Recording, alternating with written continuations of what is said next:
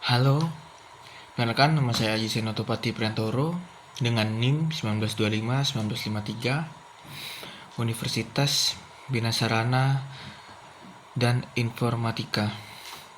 Baik, di sini saya akan mempresentasikan atau membahas tentang teknologi informasi komunikasi dari masa lalu ke masa kini.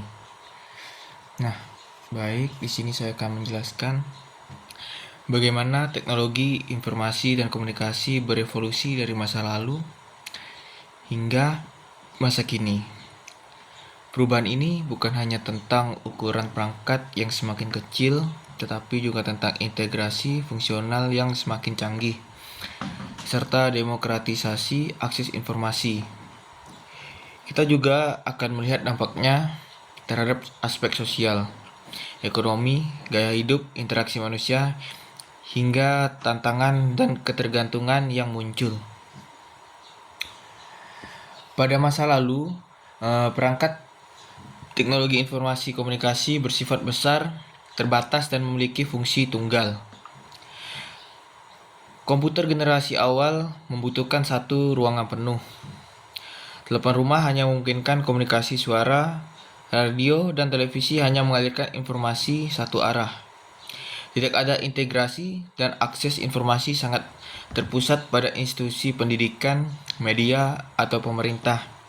Dengan kata lain, teknologi masih bersifat eksklusif. Sekarang, perangkat teknologi informasi komunikasi mengalami revolusi miniaturisasi dan integrasi. Satu smartphone dapat menggantikan kamera, peta, radio, televisi, komputer, alat pembayaran, bahkan dompet. Perangkat-perangkat ini tidak hanya kecil, tetapi saling terhubung melalui internet dan cloud. Kita memasuki era konvergensi digital, di mana berbagai fungsi disatukan dalam satu perangkat pintar. Selain itu, teknologi informasi komunikasi memungkinkan akses informasi secara massal. Semua orang tanpa memandang usia dan latar belakang sosial dapat menikmati fasilitas teknologi.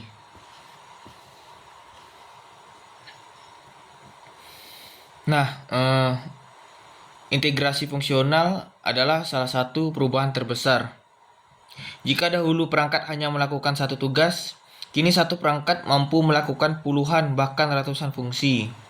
Contohnya, smartphone menggabungkan kamera profesional, GPS, aplikasi kesehatan, perbankan digital, hingga AI assistant. Ada contoh lagi, jam tangan pintar memantau detak jantung, notifikasi, dan aktivitas fisik. Dan ada juga smart home mengintegrasikan sistem keamanan, pencahayaan, dan hiburan.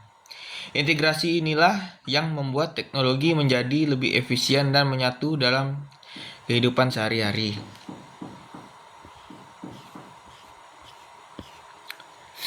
Nah, kalau dulu informasi sulit didapat dan bergerak lambat. Untuk sekarang, teknologi berhasil melakukan demokratisasi informasi, yaitu memberikan akses informasi kepada semua orang secara cepat dan gratis.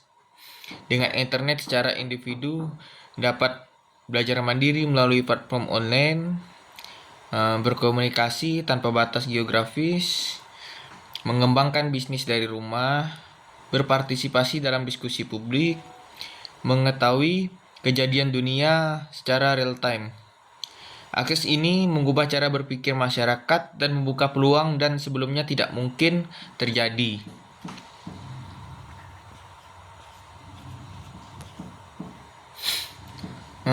Untuk pengaruh sosial dari teknologi informasi komunikasi sangat besar, seperti adanya perubahan cara berinteraksi, komunikasi menjadi lebih cepat dan fleksibel dari pesan teks hingga video call.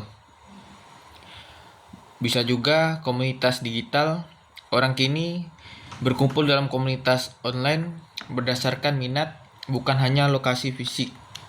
Nah, ada juga pengaruhnya yang ketiga, perubahan budaya konsumsi media. Dari televisi ke streaming, dari koran ke media sosial. Nah, ada lagi pengaruh sosial yang keempat, munculnya budaya viral dan opini publik digital. Apapun bisa menyebar dalam hitungan detik. Dampak ekonomi, teknologi informasi komunikasi, perubahan besar dalam ekonomi global. Nah, sini ada contohnya seperti e-commerce membuka peluang bisnis untuk UMKM. Vintage memudahkan transaksi tanpa uang fisik. Ada juga gig economy, memungkinkan orang bekerja secara fleksibel sebagai freelancer, driver online, content creator, dan lainnya. Nah, ada juga yang terakhir, otomatisasi dan AI meningkatkan efisiensi industri. Namun, muncul juga tantangan seperti persaingan global dan hilangnya pekerjaan manual akibat otomatisasi. Nah, dari teknologi informasi komunikasi di sini bisa perubahan gaya hidup dan interaksi. Teknologi ini juga bisa mengubah hampir semua aspek gaya hidup, seperti work from home, belajar daring dengan menjadi umum. Ada juga telemedicine, memungkinkan konsultasi kesehatan dari rumah. Ada juga digital entertainment seperti game online dan streaming menjadi kebutuhan harian. Nah, ada juga contohnya seperti navigasi digital memengaruhi cara kita berpergian. Interaksi manusia kini cenderung lebih cepat tetapi kadang lebih dangkal. Nah, ada juga faktor ketergantungan dan tantangan teknologi informasi komunikasi. Tantangannya penting, yaitu kita bisa ketergantungan teknologi. Banyak orang sulit lepas dari smartphone atau internet. Yang kedua, keamanan data dan privasi. Adanya pencurian data, penipuan digital, dan kebocoran akun semakin meningkat. Yang ketiga, disinformasi dan hoax.